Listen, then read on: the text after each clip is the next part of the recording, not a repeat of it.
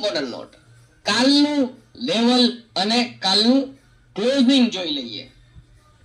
Market આપશે તો ATR પ્રમાણે 60-70 પોઈન્ટ ઉપર થતો હોય તો બીજા 100 પોઈન્ટ, 125 પોઈન્ટ, 150 પોઈન્ટ ઉપર એડ કરી દો એટલે ક્લિયર કટ ટાર્ગેટ અહીંયા નીકળીને આવે છે 25,400. 25,400 નો પહેલો ટાર્ગેટ ઓપનિંગ ઉપરનો target if range breaks.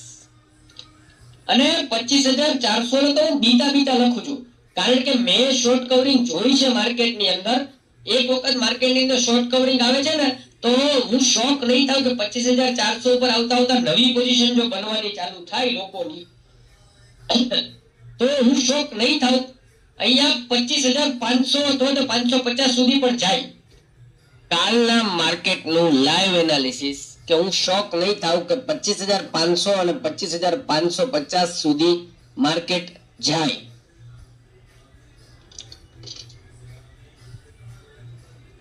Depends on the option. But આ ટાર્ગેટ હું એટલા માટે અત્યારથી નથી રાખી રહ્યો માઇન્ડ ની અંદર કારણ કે પ્રેક્ટિકલ વિઝિબલ ટાર્ગેટ તો 25,400 નું હોઈ શકે છે. અને અહીંયા તો નીચે તો ક્લિયર જ છે કે એટલે 25,400 ને 25,550 ના આપણે target. Let me go to the NSC site.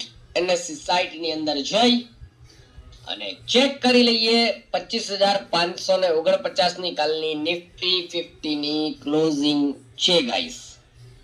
આનાથી વધારે એક્યુરેસી કેટલી હોઈ શકે? ઓપન થયું હતું 268 ની આજુબાજુમાં, 565 નો હાઈ મારીને આવેલું હતું અને 549 ઉપર આવી